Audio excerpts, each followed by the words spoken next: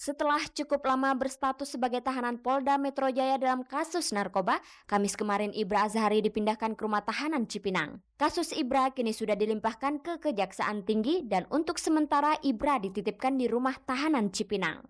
Proses hukum Ibra sempat tertunda-tunda karena munculnya isu ada salah seorang putra wakil presiden yang tertangkap bersama Ibra Azhari. Isu itu sempat didukung oleh pernyataan Ibra.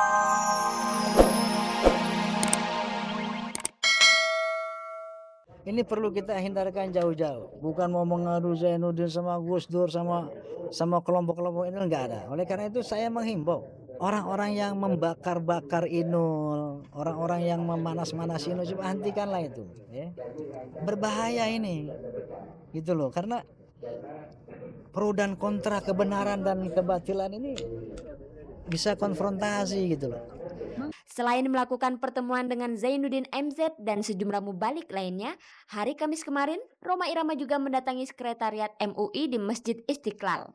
Kedatangan Rhoma Irama itu untuk mendapatkan pengukuhan MUI atas pernyataannya terhadap goyang Inul.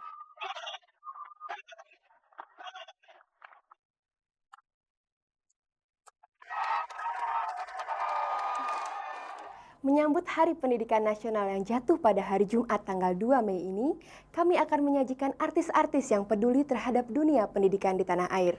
Ada Yesi Gusman yang mendirikan Taman Bacaan, serta Christine Hakim yang menjadi duta bangsa dalam bidang pendidikan yang bergerak dalam pembangunan sekolah-sekolah di pelosok daerah. Setelah tidak lagi begitu aktif di dunia film, mengabdikan diri untuk dunia pendidikan adalah pilihan artis Yesi Gusman dan Christine Hakim. Kehadiran mereka di dunia itu bisa menjadi suatu bentuk kepedulian artis Indonesia dalam hal memajukan bangsa lewat dunia pendidikan. Yesi Gusman yang sangat populer sebagai bintang film remaja bersusah payah mengumpulkan buku-buku dari para donatur untuk mendirikan taman bacaan yang bernama Namira di daerah Kalibata, Jakarta Selatan 2 tahun yang silam. Kini, taman bacaan yang dikelola Yayasan Bunda Yesi ini telah memiliki 15 cabang di berbagai wilayah di Jakarta. Upaya yang dilakukan Yesi itu adalah untuk mencerdaskan bangsa dengan memberantas buta huruf di kalangan anak-anak yang tidak mampu bersekolah karena faktor ekonomi. Di antaranya adalah anak-anak jalanan. Sementara artis yang hingga kini masih aktif di dunia film, Christine Hakim, terpilih sebagai duta guru setahun yang lalu oleh Yayasan Untukmu Guru. Dalam kapasitasnya sebagai duta guru itu, Christine harus memperjuangkan nasib guru dengan mendirikan sekolah dan memberikan beasiswa bagi guru teladan. Atas keterlibatan mereka di dunia pendidikan itu, kedua artis ini pun angkat bicara. Saya ingin anak-anak mendapat kesempatan, bukan hanya anak yang dari keluarga mampu. Pertama itu, agar mereka bisa mendapat kesempatan yang minimal standar lah tanpa harus mengeluarkan biaya. Kenapa? Karena dari taman bacaan itu kan mereka juga berkembang adanya sanggar kreativitas, menggali kemampuannya. Mungkin nanti berkembang lagi menjadi pendidikan-pendidikan lainnya. Samping itu juga saya rasa kita semua harus melakukan sesuatu. Kita tidak bisa hanya menggantungkan pada pemerintah. Kita semua harus berbuat sesuatu untuk membantu anak-anak kita bangsa ini. Dari riset yang kita peroleh, Indonesia dari negara di seluruh dunia menempati peringkat pendidikan yang sangat memprihatinkan di bawah Vietnam. Vietnam 111, Indonesia 100 Vietnam 111, Indonesia 112. Malaysia yang di beberapa tahun yang lalu mereka mendatangkan guru dari Indonesia. Sekarang banyak sekali sudah orang Indonesia yang belajar ke Malaysia. Nah, saya melihat kenapa sampai terjadi krisis kembali lagi. Ya, bahwa orang yang running the country, yang running the business, running the economy, gitu ya, itu kembali ke masalah pendidikan, masalah moral. Perjuangannya untuk guru tidak membuat Christine Hakim meninggalkan dunia perfilman. Belum lama ini, Christine terpilih sebagai salah satu pahlawan Asia di bidang film versi majalah Berita Time edisi April 2003. Lalu bagaimana dengan Yesi Gusman? Saya menikmati sekali masa-masa dulu saya main film. Saya menikmati sekali, saya dari 12 tahun sampai 18 ya sebelum saya ke Amerika. Juga waktu pulang masih sempat main. Cuman sekarang kan hidup ini ada prioritas ya Mbak ya. Saya kan tahu juga tuh yang namanya orang kalau syuting tuh dari pagi sampai malam gitu ya. Kayaknya saya nggak mungkin. Masalah saya punya anak 2 yang harus sekarang saya berikan perhatian lebih, mungkin double. Pertama, keduanya saya juga punya anak-anak sambungan, anak-anak taman bacaan.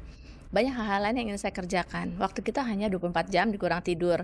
Artinya kan terbatas sekali. Artinya adalah ya sekarang udah nggak ada waktu, udah nggak bisa gitu. Cuman kalau nonton sih masih suka.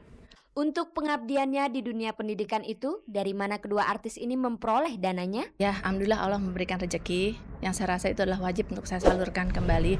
Mudah-mudahan Allah membantu terus supaya bisa tetap saya membantu anak-anak yang lain.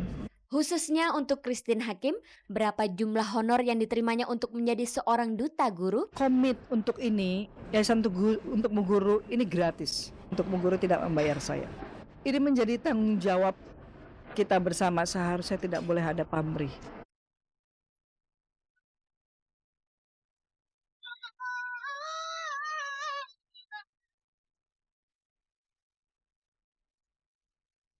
Pemirsa, inilah perkembangan terbaru dari artis Ibra Azhari yang telah lebih dari 2,5 bulan mendekam di tahanan Polda Metro Jaya karena kasus kepemilikan narkotika. Sehubungan dengan berkas perkara Ibra telah ditangani oleh Kejati, maka sejak hari Kamis kemarin Ibra Azhari dipindahkan ke Lembaga Permasyarakatan Cipinang sebagai tahanan titipan Kejati.